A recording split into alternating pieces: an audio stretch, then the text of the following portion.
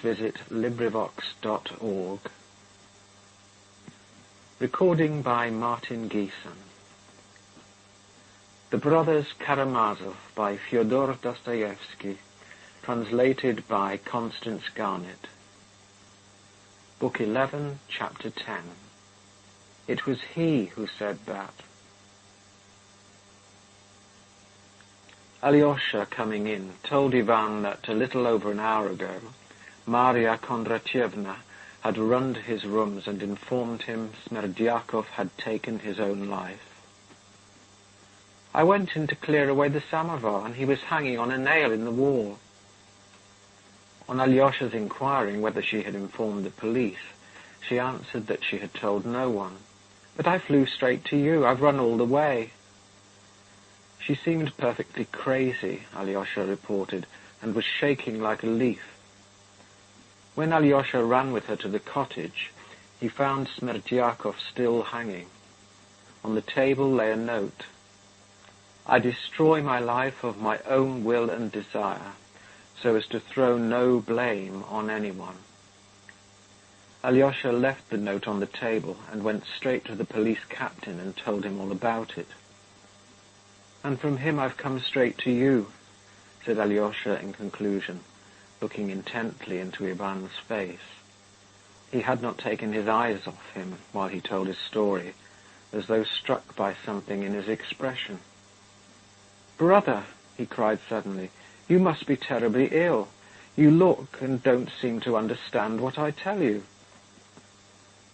"It's a good thing you came," said Ivan, as though brooding, and not hearing Alyosha's exclamation. "I knew he had hanged himself." "From whom?" "I don't know, but I knew." "Did I know?" "Yes, he told me. He told me so just now." Ivan stood in the middle of the room, and still spoke in the same brooding tone, looking at the ground. "Who is he?" asked Alyosha, involuntarily looking around. He slipped away. Ivan raised his head and smiled softly. "He was afraid of you, of a dove like you. You are a pure cherub. Dmitri calls you a cherub. Cherub! The thunderous rapture of the seraphim. What are seraphim? Perhaps a whole constellation. But perhaps that constellation is only a chemical molecule. There's a constellation of the lion and the sun, don't you know it?" "Brother, sit down," said Alyosha in alarm. "For goodness sake, sit down on the sofa. You are delirious. Put your head on the pillow. That's right. Would you like a wet towel on your head? Perhaps it will do you good." "Give me the towel. It's here on the chair. I just threw it down there." "It's not here. Don't worry yourself. I know where it is. Here," said Alyosha, finding a clean towel, folded up and unused, by Ivan's dressing table in the other corner of the room. Ivan looked strangely at the towel. Recollection seemed to come back to him for an instant. "Stay." He got up from the sofa. "An hour ago I took that new towel from there and wetted it. I wrapped it round my head and threw it down here. How is it it's dry? There was no other." "You put that towel on your head?" asked Alyosha. "Yes, and walked up and down the room an hour ago." "Why have the candles burnt down so? What's the time?" "Nearly 12. "No, no, no!" Ivan cried suddenly. "It was not a dream. He was here. He was sitting here on that sofa. When you knocked at the window, I threw a glass at him. This one. Wait a minute. I was asleep last time, but this dream was not a dream. It has happened before. I have dreams now, Alyosha. Yet they are not dreams, but reality. I walk about, talk, and see, though I am asleep. But he was sitting here, on that sofa there. He is frightfully stupid, Alyosha. Frightfully stupid." Ivan laughed suddenly and began pacing about the room. Who is stupid? Of whom are you talking, brother? Alyosha asked anxiously again. The devil. He's taken to visiting me. He's been here twice, almost 3 times. He taunted me with being angry at his being a simple devil, and not Satan with scorched wings in thunder and lightning. But he is not Satan, that's a lie. He is an impostor. He is simply a devil, a paltry, trivial devil. He goes to the baths. If you undressed him, you'd be sure to find he had a tail, long and smooth like a Danish dog's, a yard long, dun colour. Alyosha, you're cold. You've been in the snow. Would you like some tea? What? Is it cold? Shall I tell her to bring some? C'est à ne pas mettre un chien dehors. Alyosha ran to the washing stand, wetted the towel, persuaded Ivan to sit down again, and put the wet towel round his head. He sat down beside him. What were you telling me just now about Lisa? Ivan began again. He was becoming very talkative. I like Lisa. I said something nasty about her. It was a lie. I like her. I'm afraid for Katya tomorrow. I'm more afraid of her than of anything, on account of the future. She will cast me off tomorrow and trample me underfoot. She thinks that I'm ruining Mitya from jealousy on her account. Yes, she thinks that, but it's not so. Tomorrow the cross, but not the gallows. No, I shan't hang myself. Do you know I can never commit suicide, Alyosha? Is it because I am base? I'm not a coward. Is it from love of life? How did I know that Smerdyakov had hanged himself? Yet it was he told me so. And you are quite convinced that there has been someone here? Asked Alyosha. Yes, on that sofa in the corner. You would have driven him away. You did drive him away. He disappeared when you arrived. I love your face, Alyosha. Did you know I loved your face? And he is myself, Alyosha, all that's base in me, all that's mean and contemptible. Yes, I am a romantic, he guessed it, though it's a libel. He is frightfully stupid, but it's to his advantage. He has cunning, animal cunning. He knew how to infuriate me. He kept taunting me with believing in him, and that was how he made me listen to him. He fooled me like a boy. He told me a great deal that was true about myself, though. I should never have owned it to myself. Do you know, Alyosha, Ivan added in an intensely earnest and confidential tone, I should be awfully glad to think that it was he and not I. He has worn you out, said Alyosha, looking compassionately at his brother. He's been teasing me. And you know he does it so cleverly, so cleverly. Conscience, what is conscience? I make it up for myself. Why am I tormented by it? From habit, from the universal habit of mankind for the 7,000 years. So let us give it up, and we shall be gods. It was he who said that. It was he said that. And not you, not you?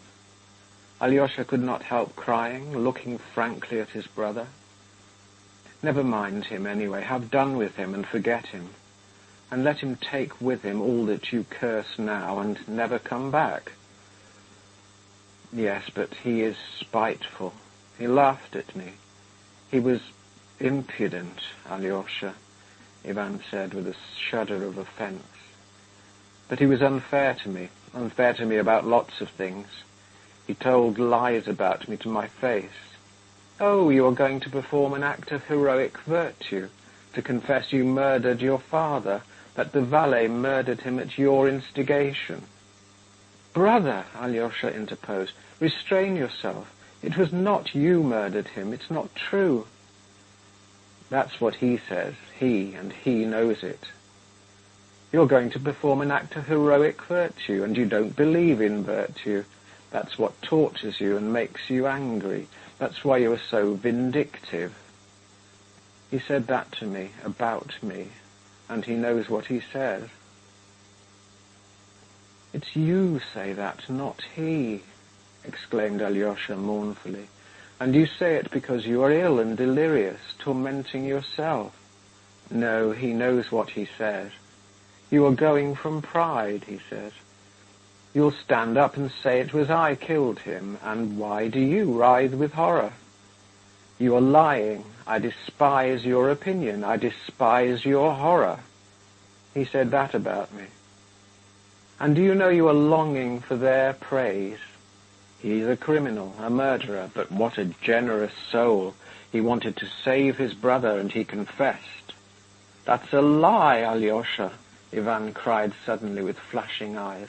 I don't want the low rabble to praise me. I swear I don't. That's a lie. That's why I threw the glass at him, and it broke against his ugly face. Brother, calm yourself. Stop, Alyosha entreated him. Yes, he knows how to torment one. He's cruel, Ivan went on, unheeding. I had an inkling from the first what he came for. Granting that you go through pride, still you had a hope that Smerdyakov might be convicted and sent to Siberia, and Mitya would be acquitted, while you only would be punished with moral condemnation. Do you hear? He laughed then. And some people will praise you. But now Smerdyakov's dead, he has hanged himself, and who'll believe you alone? But yet you are going, you'll go all the same, you've decided to go. What are you going for now? That's awful, Alyosha. I can't endure such questions. Who dare ask me such questions? Brother, interposed Alyosha. His heart sank with terror, but he still seemed to hope to bring Ivan to reason. How could he have told you of Smerdyakov's death before I came, when no one knew of it, and there was no time for anyone to know of it? He told me, said Ivan firmly, refusing to admit a doubt. It was all he did talk about, if you come to that. And it would be all right if you believed in virtue, he said. No matter if they disbelieve you, you are going for the sake of principle. But you are a little pig like Fyodor Pavlovitch, and what do you want with virtue? Why do you want to go meddling if your sacrifice is of no use to anyone? Because you don't know yourself why you go. Oh, you'd give a great deal to know yourself why you go. And can you have made up your mind? You've not made up your mind. You'll sit all night deliberating whether to go or not, but you will go. You know you'll go. You know that whichever way you decide, the decision does not depend on you. You'll go because you won't dare not to go. Why won't you dare?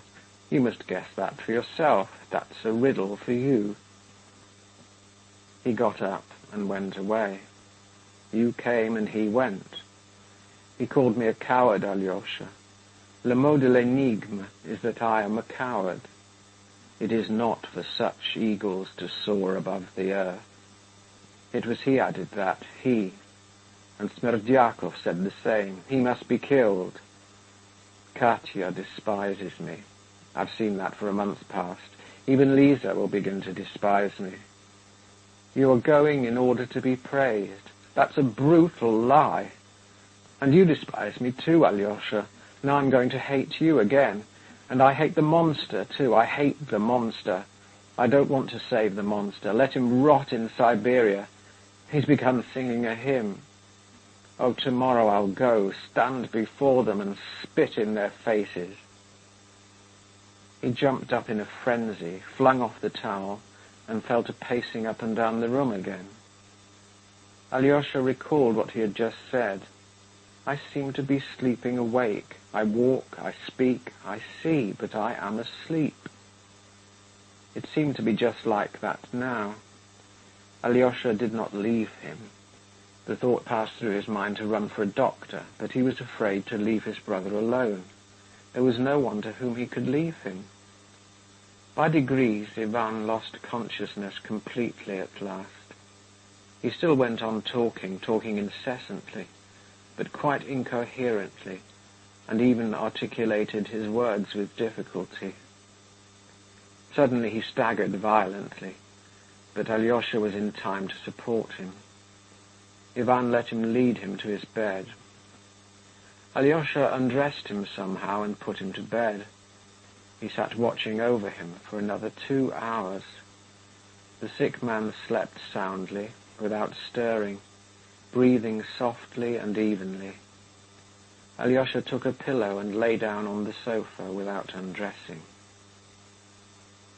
As he fell asleep, he prayed for Mitya and Ivan. He began to understand Ivan's illness, the anguish of a proud determination, an earnest conscience. God, in whom he disbelieved, and his truth were gaining mastery over his heart, which still refused to submit. Yes, the thought floated through Alyosha's head as it lay on the pillow. Yes, if Smerdyakov is dead, no one will believe Ivan's evidence, but he will go and give it. Alyosha smiled softly. God will conquer, he thought. He will either rise up in the light of truth, or he'll perish in hate, revenging on himself and on everyone his having served the cause he does not believe in, Alyosha added bitterly, and again he prayed for Ivan. End of Book 11. Recording by Martin Geeson in Hazelmere, Surrey.